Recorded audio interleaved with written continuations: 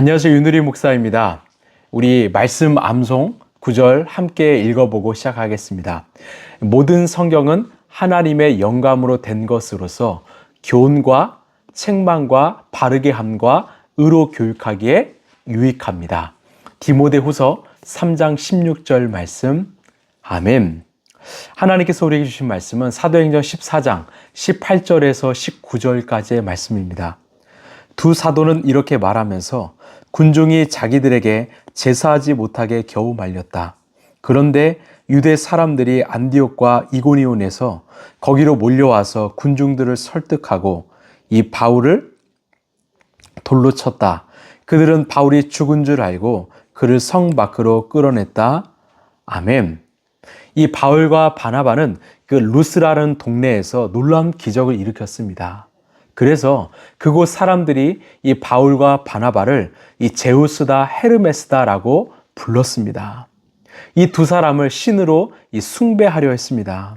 그래서 18절을 보시면 이 군중들이 자기들에게 제사하지 못하게 겨우 말렸다라고 말합니다. 얼마나 속수무책으로 이 바울과 바나바에게 달려드는지요. 겨우 말렸다라고 말합니다. 그런데 이 19절에서 이 한 절밖에 되지 않는 19절에서 무슨 일이 일어났습니까? 이 비시디아 안디옥과 이고니온에서 그 유대인들이 몰려와서 그 군중들을 설득했다고 말합니다. 무엇을 설득했을까요? 바로 바울과 바나바는 가짜다라는 것입니다. 이들은 사회를 혼란스럽게 만드는 악한 자들이다. 가까이에서는 안 될 자들이다. 죽여야 한다. 이렇게 설득한 것입니다. 제가 놀라운 점은요, 이 유대인들이 달려온 거리가 정말 긴 거리였다라는 것입니다. 이고니온에서 루스라까지는 45km, 이 비시디아 안디옥에서는 무려 225km가 됩니다. 참 먼 거리를 달려온 것입니다. 결국 이 18절과 19절 사이에는 꽤 오랜 시간이 지난 것으로 판단되는데요. 즉 바울이 이 하반신 마비자를 일으켰다는 소문이 저 멀리까지 퍼졌고 그 소식을 들었던 이 바울에게 시기심과 증오심으로 가득 찼던 유대인들이 그 먼 거리까지 단숨에 달려온 것입니다. 달려와서 그 동네 사람들을 잘못된 방향으로 설득한 것입니다. 결국 이 루스라 사람들은 이들을 어떻게 했습니까? 19절을 보시면 바울을 돌로 쳤다. 그들은 바울이 죽은 줄 알고 그를 성 밖으로 끌어냈다. 아멘. 즉 설득당한 이방인들이 바로 바울을 돌로 친 것입니다. 여러분, 왜 이들의 마음이 변해서 이 바울을 돌로 쳤을까요? 좀 전까지만 해도 이 바울을 신으로 숭배하려 했는데 왜 갑자기 돌로 쳤을까요? 우리는 사도행전 16장에서 그 답을 추측할 수 있는데요. 이제 바울이 빌립보라는 동네에 갑니다. 그 동네에서 이 귀신에 들린 여인을 만났는데요. 이 귀신 들린 여인에겐 여러 명의 고용주가 있었습니다. 이들은 이 귀신 들린 여인이 점을 보면 그 점을 보고 받은 돈을 가져가는 방식으로 이 장사를 했던 사람들이에요. 바울이 이 여인을 안타깝게 여겨서 예수 그리스도의 이름으로 선포하고 귀신을 떠나가게 했습니다. 그 여인 안에 갇혀 있었던 귀신이 떠나갔습니다.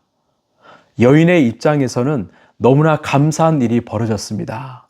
그러나 이 여인을 고용했던 그들의 입장에서는 갑자기 자신들의 이 밥줄이 끊기게 된 것입니다. 그래서 어떻게 했습니까? 이 바울을 채찍질하고 이 빌립보 감옥에 넘겨버렸습니다. 왜요? 그들에겐 여인의 인생, 그 영혼이 중요하지 않았습니다. 그 여인보다, 그 영혼보다 자신들의 생계, 돈이 더 중요했던 것입니다. 그래서 사도행전 16장 19절을 보면 그 여자의 주인들은 자기들의 돈벌이 희망이 끊어진 것을 보고 바울과 실라를 붙잡아서 광장으로 관원들에게로 끌고 갔다라고 말합니다. 여기서 우리는 이 질문의 답을 얻을 수 있습니다. 왜 갑자기 그 루스라 사람들이 이 바울을 돌로 내리쳤을까요?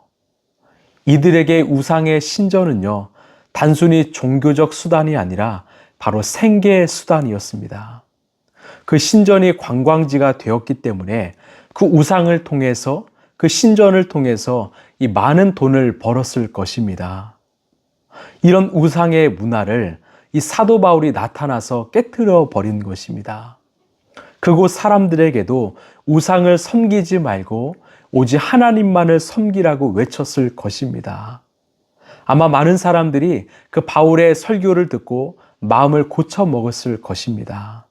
그로 인해서 루스라 사람들은요, 큰 경제적 손실을 입은 것이죠. 돈이 떨어지게 된 것입니다. 생계가 막막하게 된 것입니다. 그래서 화가 나서 돌로 바울을 친 것입니다. 결국 이들에게 중요한 것은 무엇이었을까요? 구원이었을까요? 영원한 생명이었을까요? 아닙니다. 바로 돈이었습니다. 이 땅에 썩어질 삶이었습니다. 여러분, 이것은 오늘 우리에게도 마찬가지입니다.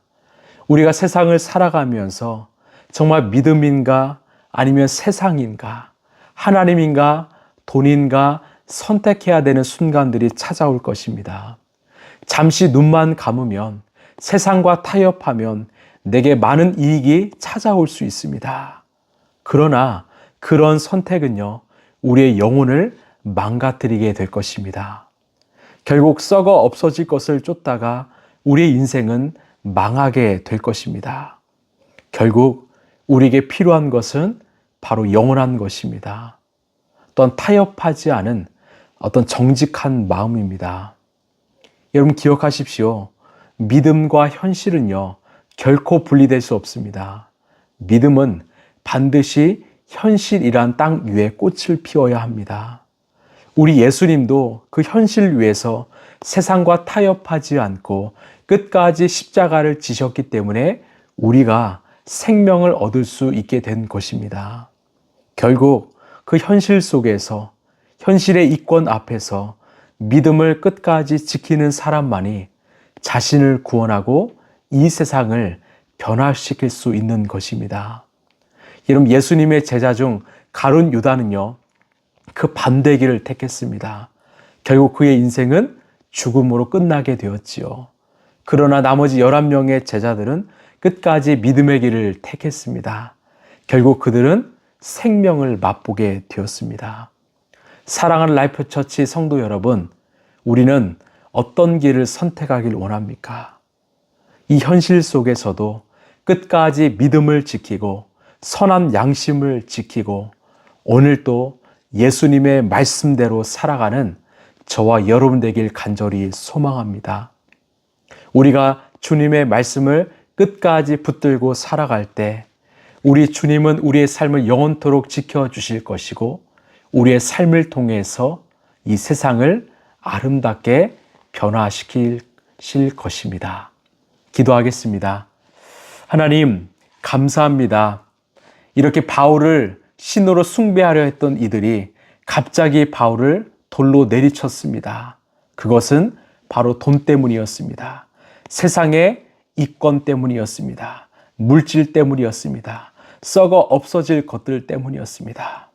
하나님, 우리도 늘 선택의 기로 앞에 서 있습니다.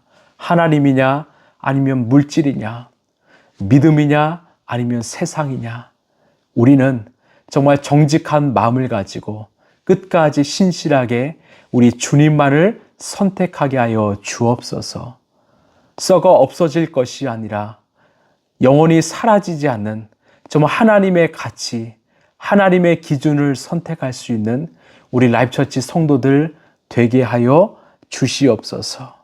그래서 정말 현실 속에서도 끝까지 믿음을 지키고 아름다운 믿음의 열매를 맺는 우리 라이프처치 성도들 되게 하여 주시옵소서.